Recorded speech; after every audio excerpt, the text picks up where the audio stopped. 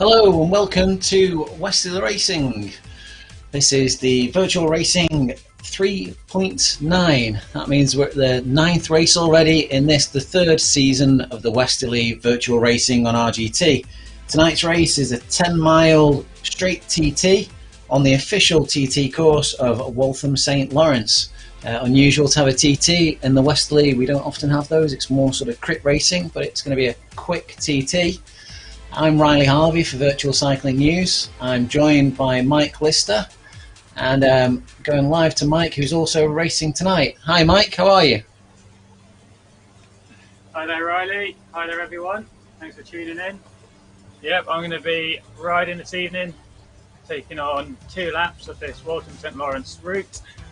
It's 15.5 kilometres in total, pretty much a standard 10-mile TT, very popular course length here in the UK, and our riders will be going off one at a time at 5-second intervals, and we'll be trying to hunt each other down. I don't think anyone's going to get lapped today, but I wouldn't be surprised if there's some very fast times.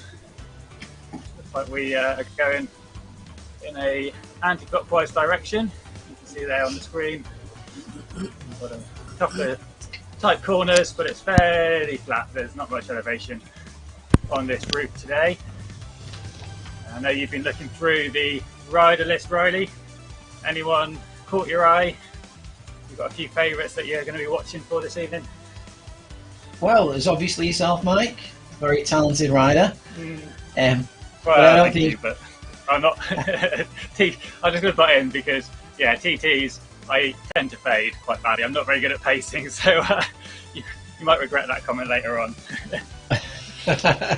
I don't think you can deny the strength that the Racia Racing guys have shown through their recent Ikigai series, but also they finished that with an 8-hour ride of the Gran Fondo. They're going to have a little break and be coming into this with some very strong, fresh legs. So I think all of the guys from that racing series will be interesting to watch. And it is a relatively short TT, so maybe Nick Greenhouse might be up there. Anybody that you're looking well in the Ikigai TT, didn't he? He was pretty good. But I've got a little poll on our YouTube feed, and I've got a few options there. And currently Mark Rowbottom, one of the other Ratio boys that you just mentioned, he's our current favourite, so one to watch out for. We're underway already. We've 2 riders off the line there. Dave Morrison first one off the line, followed by Bergfist, and we are just with Ben Hammond Phillips here, also the Racia Racing team, although I don't think he did quite as much of the Ikigai series of races.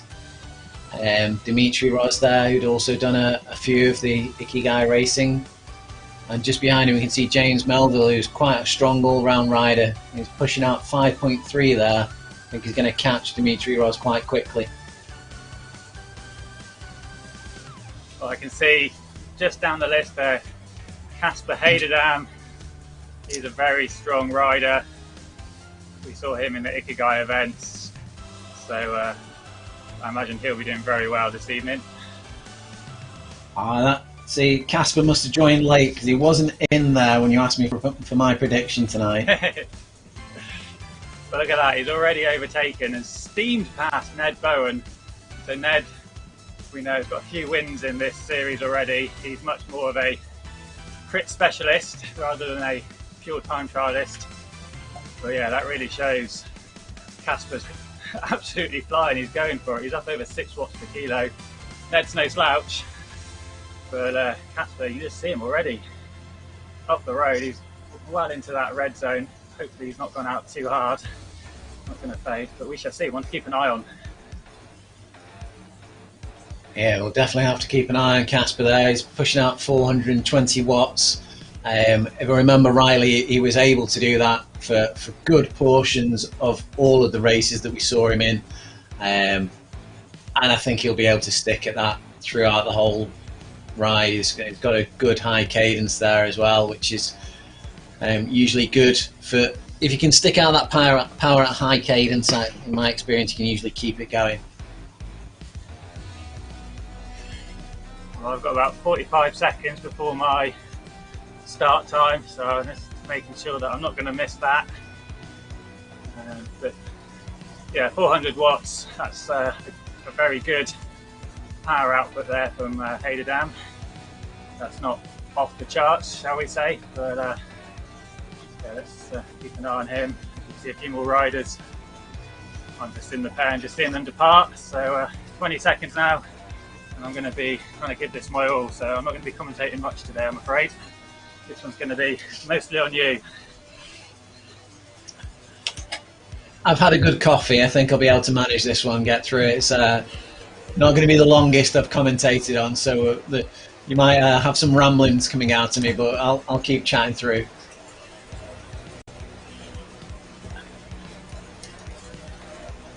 Back with Carlos Sealer here. He's pushing out 342 watts. He's closing in on Ned Bowen as well. I think, as Mike said, not one of Ned's favourite events. Quite often likes to linger around in the pack a little bit and attack with the very strong sprint that he's shown that he has. Olaf's of the South African New Zealand team. Johan, he's been quite a good rider, often animating this race series from the front of the pack. Him and his teammate quite often doing little forays off the front of the pack and keeping the racing interesting. Have to see whether he can maintain this sort of power all the way through the race as well. Just a helicopter view here. You can see Wilson, Poniatowski, Felian, Nygren there. Further back down the line, Poniatowski is coming up on Wilson, and Feely there as well is closing in. Mike Aid, one of the OTR racing guys, he's up at 280 watts there.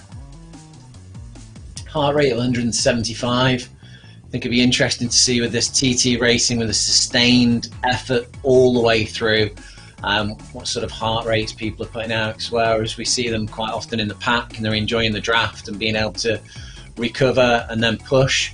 The TT efforts, it's solo, there's no drafting enabled in the game, so you have to power yourself all the way through, no respite, and it tends to be that your heart rate does just gradually climb and climb and climb. If you've gauged it right, you'll climb all the way till the end of the race. If you're a little bit like me and you get carried away, then you can find that you have to have a little bit of a recover mid-race on these TTs. Back with Andrew Beale, it's putting out between 280 and 330 watts there. It's jumping around a little bit, his power.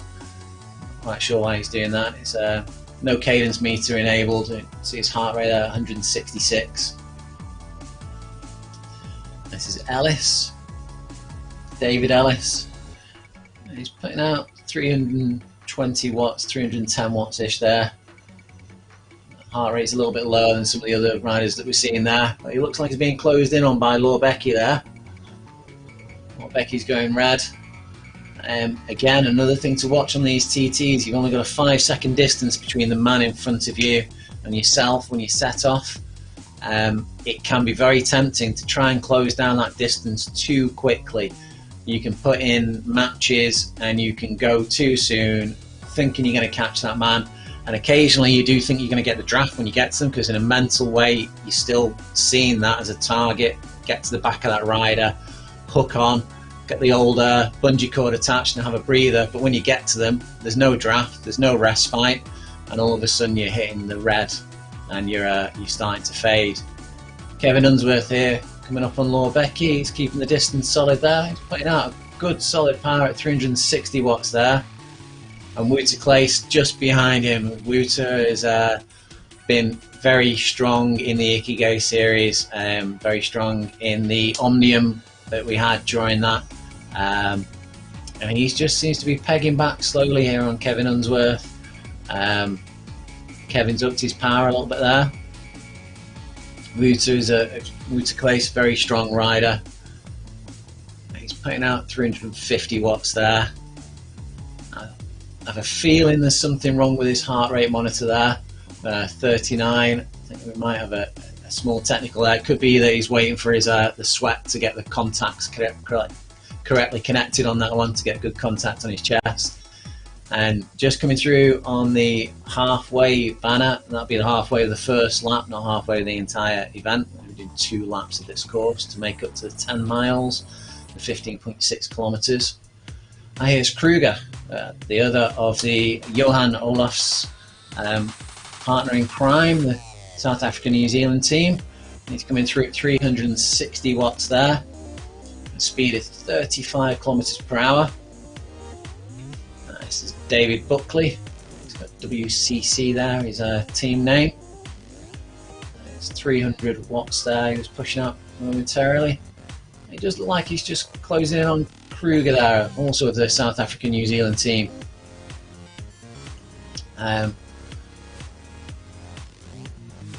Just behind him we've got Austin, Peter Austin, and Peter Austin's 300 watts there.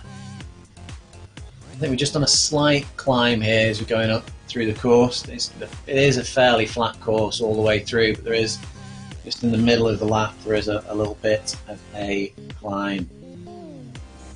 Nothing too challenging. There's only 43 meters of elevation in total. That was Skudlerek. And we are at 270 watts, a little bit lower in raw watts than some of the other riders. On a flatter course like this, it is the raw watts that matter. Watts per kilogram are not going to have as great an effect on this sort of course. It is just going to be looking at your raw watts, and the higher the raw watts, the faster you're going to go. So TTs do tend to favour the slightly heavier riders because they are capable of doing that. Anders Brathenhorst there just asking, is this part of a race series? It is part of a race series. It's part of the Westerley VR race series. We're in the 3rd season of this race series, and this is the 9th of that season. Very well run race series by Dave Morrison. Started when the pandemic hit, and they've been running continually fortnightly ever since. Incredibly well put on. Dave runs with courses that he knows well from his local area, and he quite often gives a live video of the course prior to putting it out. Like the actual IRL course, he'll ride it and do a video of it prior to putting the course out in the virtual world.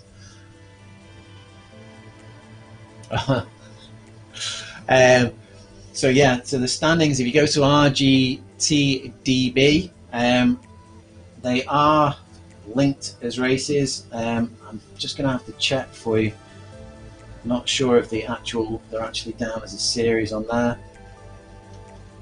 Yes, they are. So if you go into rgtdb.com, this is an answer to where can you see the standings of future races. Go to rgtdb.com, click the series button at the top, and you can see the Westerley VR series, and you can go through there to see the races that are outstanding and completed. So at the bottom of the list there, we've got the upcoming races, and there are 1, 2, 3, 4 more races. Antoine Renault just chipping in there that they are also on the West London Cycling website, and also Dave Morrison is very good at putting out the details on Facebook. So if you go to the RGT users group on Facebook and go to the events section, they're also listed there as well. And Dave Morrison's a frequent contributor to the website, to the Facebook group, so you can always catch him and ask any questions that you have further about the series there. Really good series, really worth getting involved with. You don't have to take part in the full series. You can race just one race, race as many of them as you want. Very inclusive group.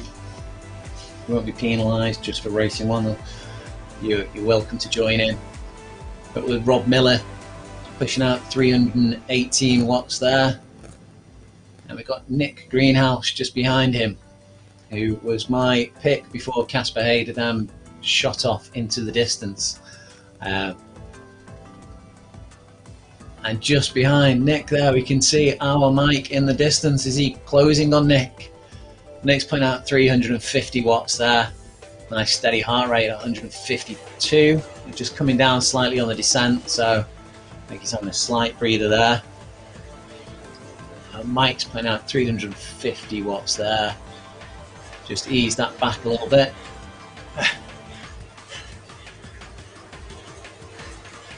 Cadence is 91. Heart rate is up there for Mike. He's going up at around about 180. I think he can see Nick in the distance there, and he's eager to close that gap to one of his competitors.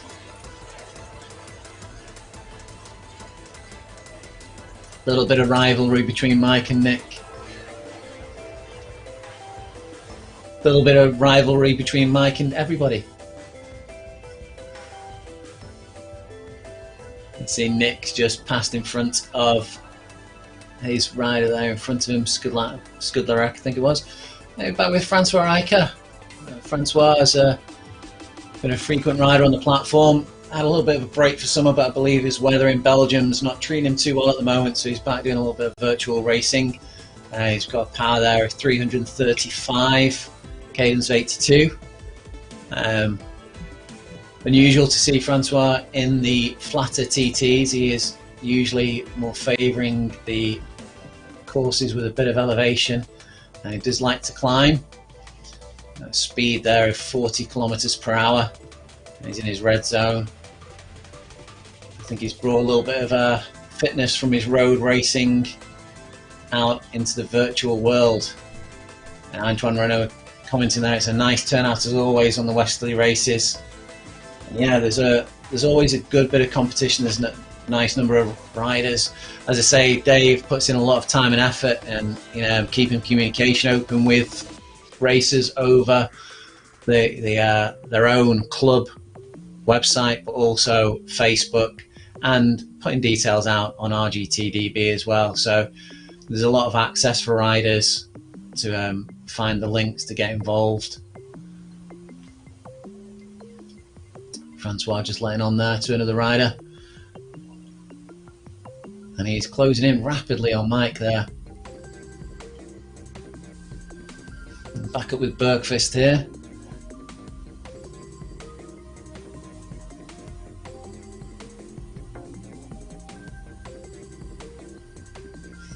Bergqvist, I think, is doing around about 43.7 kilometers per hour as an average there.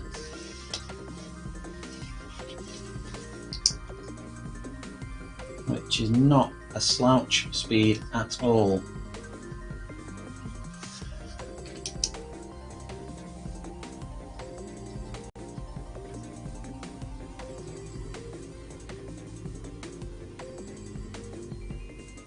Francois, it's about 42.3 kilometers per hour on an average.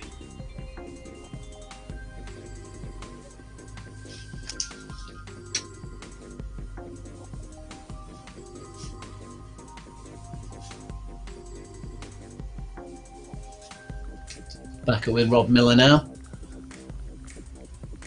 Rob Miller's pulling away steadily from Buckley there. Nick Greenhouse just keeping very steady power there, and maintaining gaps. Mike Aid in front of him, who seems to be pulling away from him slightly. Gary Twiss in the inset window there, in his amber power range. Mike 8 there just momentarily dropping down into the blue-green sections.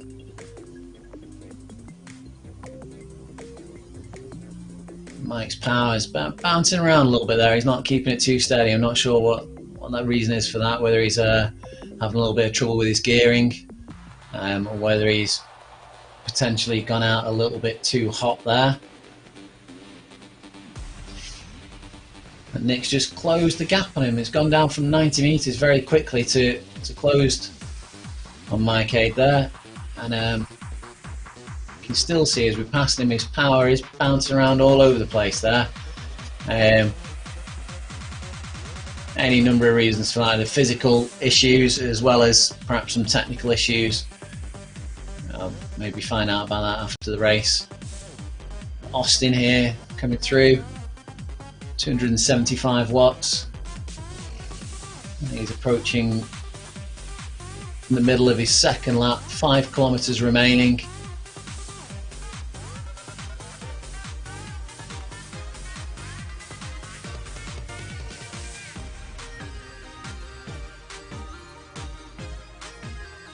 Back with Bergqvist here, 4.3 watts per kilogram. And he's just into the descent here. A tricky thing on these slight descents is to try and keep the power in.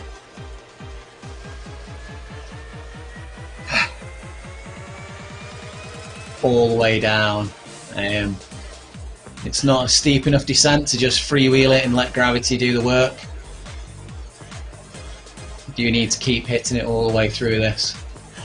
And Heidedam is just about to crest that small climb now and starting his descent. We'll keep an eye on the power bar. We'll probably see briefly that the power drops from Heidedam as he crests, and then looking for the right gearing as he goes into the descent.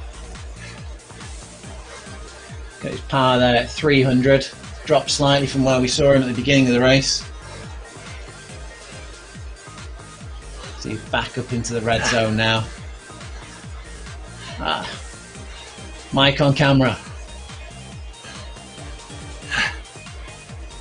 So, for all those that were wondering, that is the face of somebody in pain and struggling to maintain consistent power throughout, and possibly seeing their rivals pulling away from them as well.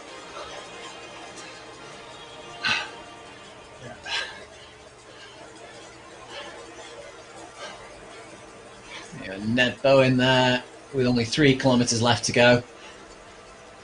Ned's 270 watts there.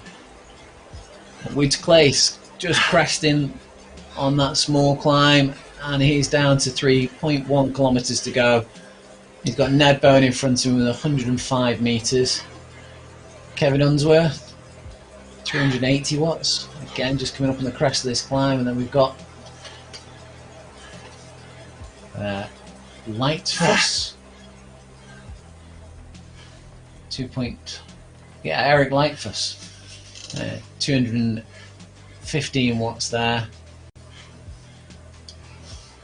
33 kilometers per hour. No heart rate monitor, so it's hard to see how much this is hurting Lightfuss here, whether they're just out for a steady ride or whether they're really putting the effort in. Ellis is coming up on them, closing in on them. There's no draft to be had, Ellis, so get past them. See whether Lightfuss sees Ellis there and just increases his tempo. Bergqvist coming in on the closing yards of this ride. It's only 830 meters left to go. Has he overcooked it? He's eased up massively on the power there. Heidedam. And he looks like Heidedam's being caught by Johan Olofs there, the South African New Zealand. Heidedam power's fluctuating a little bit there. He went right down into the pale blue. Important with the TT like this that you keep the power on all the time, but it looks like Heidedam's gone into a sprint there. It's 4.6 watts per kilogram. Olofs emptying the tank now. He's catching Heidedam. That doesn't look like Heidedam's done very well, or as well as we had anticipated on this course. He's slightly for the corner there. A pair of them entering into sprints, going to the line, only 300 meters left. Back to Bergqvist there. And Bergqvist just rolling home. Bergqvist perhaps seeing his time, not willing to commit any more time. Olofs has gone past Heidedam. Bergqvist. 4.1 watts per kilogram. He's not up in his red power zones there, just tempoing it. And again, we just saw his power drop out there. Briefly, back into the blue, green.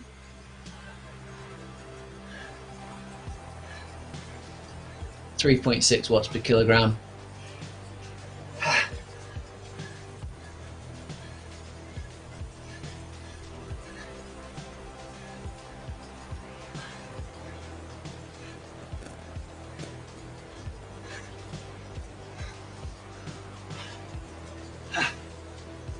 Heated on there, just pushing on for the line. Olaf, just a pair of them running together to get to the line. Heated arms putting a little bit of extra effort there to get back.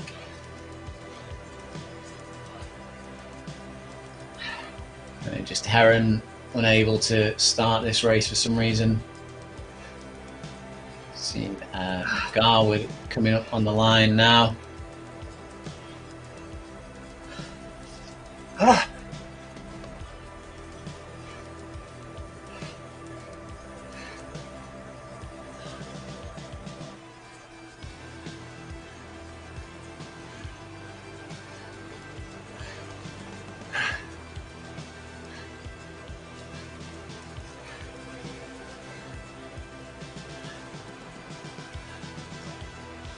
Garwood's coming up the line there, and Dave Morrison coming through with Francois Ike still coming through, and Nick Greenhouse there putting in the big power, 5.3 watts per kilogram for this last section.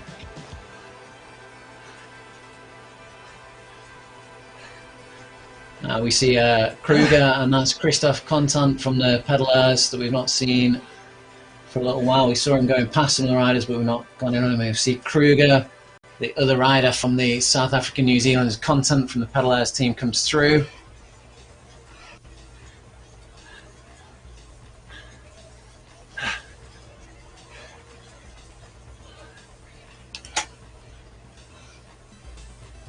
We're seeing powers going into the red zone as people are seeing the finishing line approaching.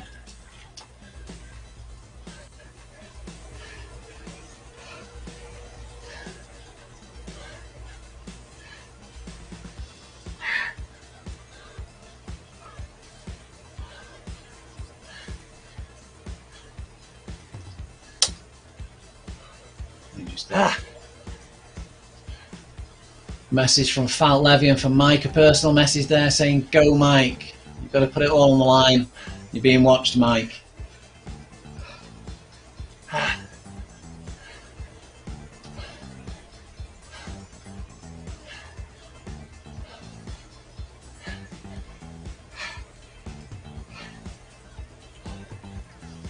Nick Kruger's gone past Kruger. Nick Greenhouse gone past Kruger, and we've just got the results coming up there. And Johan Olofs has pulled it out of the back there to go past Casper Hededam and take the hot seat. A clear 15 seconds faster than Hededam. Just with Gary Twist live in screen there.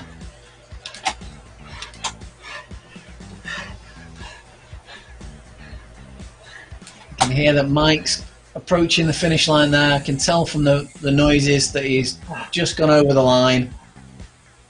We might not hear from him for a few seconds. Might hear some grunting. Oh.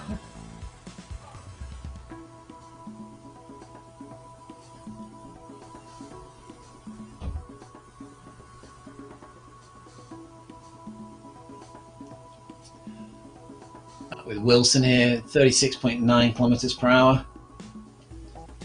Just doing a little bit of quick maths. I think that Johan Olofs was doing an average speed there of 43.4 kilometers per hour, which is pretty tidy racing. Nick Greenhouse come through in third place currently. Johan Olofs still in the hot seat. But Nick has taken Casper there by 6 seconds. He had a really strong ride, did Nick? He came past me on lap 1 and I didn't see him again. And that's why 40 seconds ahead of me there in the standings.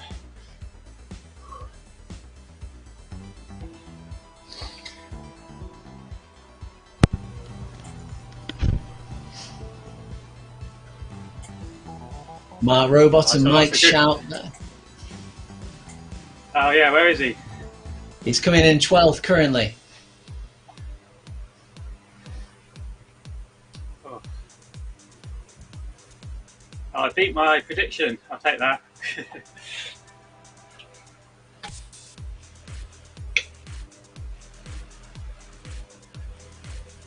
I think I gave Nick Greenhouse the shout there for the win.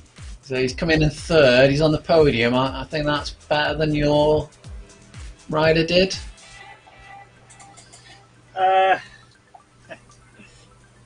Possibly. I don't know. I'm not very good at maths. You seem to be the one who's good at quick maths. Well, he did pick Mark. Yeah, Mark Rowbottom.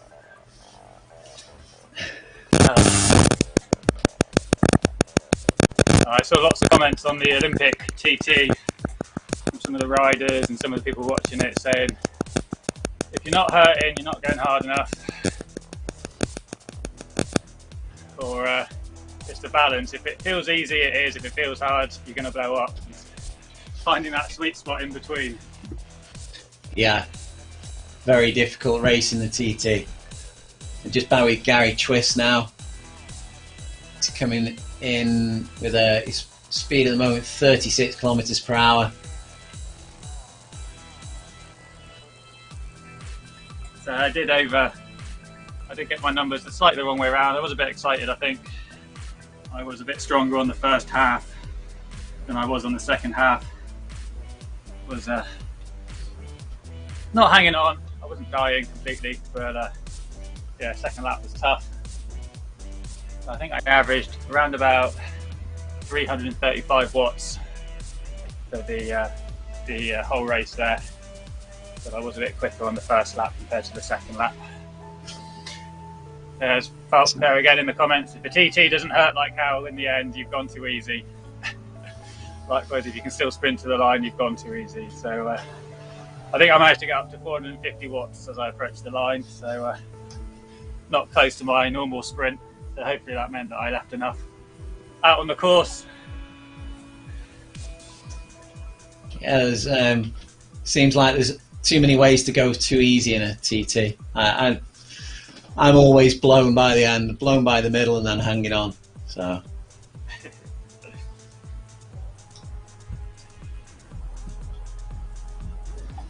There's a fair few new names for me. Yeah. Who you spotted? Who's new? Well, there's the rider we're currently looking at, which is Hochberg, I think.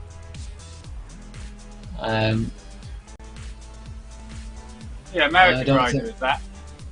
Yeah. That's why they got the American flag there. Yeah, they seem new.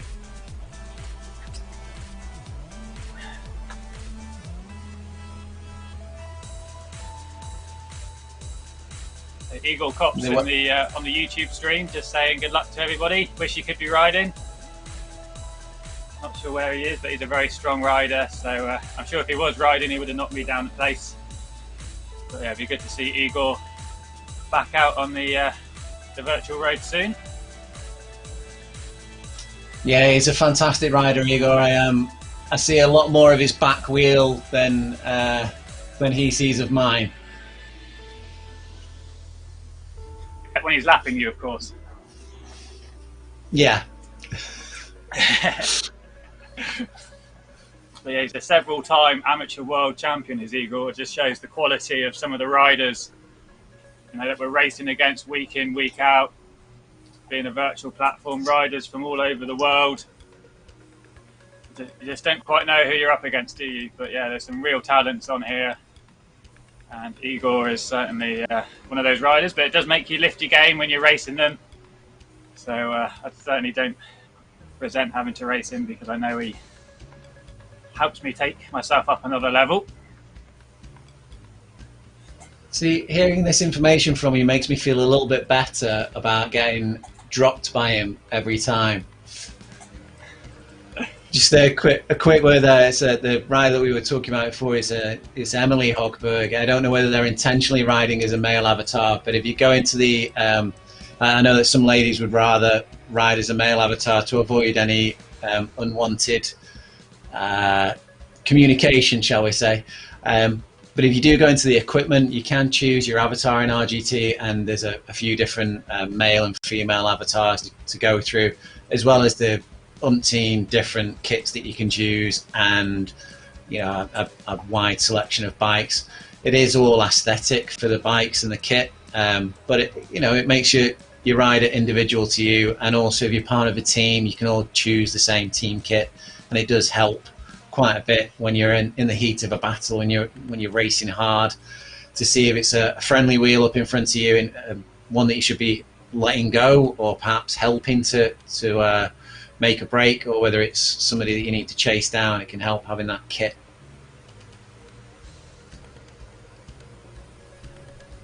So I know Eagle's not in the race tonight, but he was, I don't know if he still is, but in 2016 he set the Slovenian hour record of 47.49 kilometers in 1 hour. So yeah, tonight he certainly would have given everyone an absolute feasting, I'd have thought.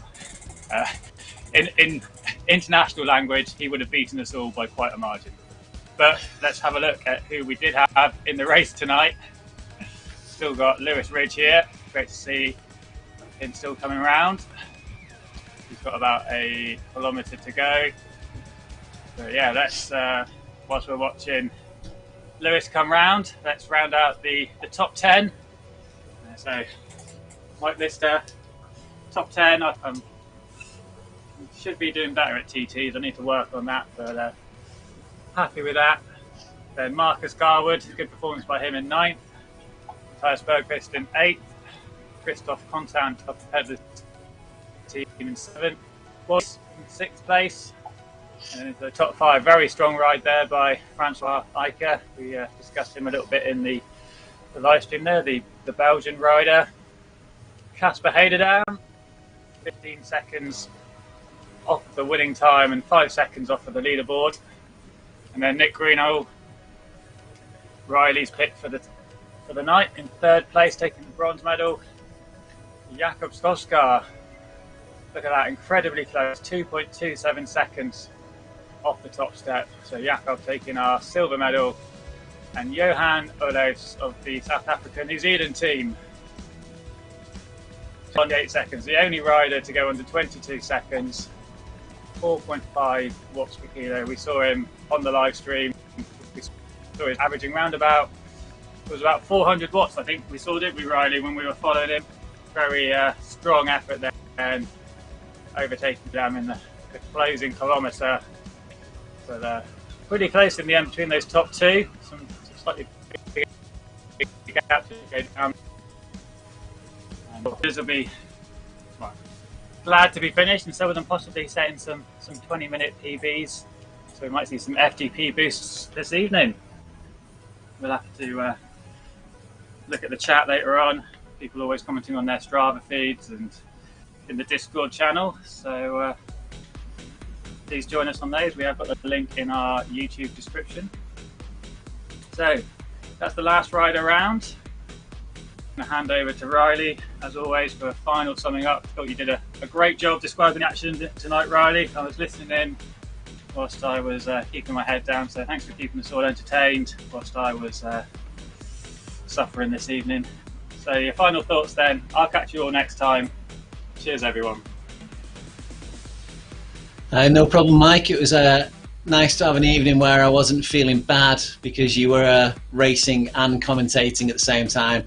It was nice for an evening to have you race and actually not be able to speak.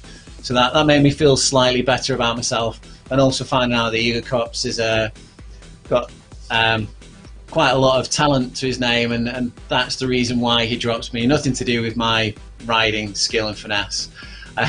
But yeah, moving back to the racing, some fantastic racing there.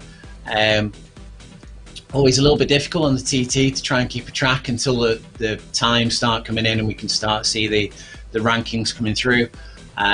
We had shouted up Casper Heiderdam, who's been doing some great racing recently, and he has been looking really good in the TT events, and even on some of the events where they weren't TT, he rode them in a TT style. So expect to see some some racing, some great results from him in future TTs.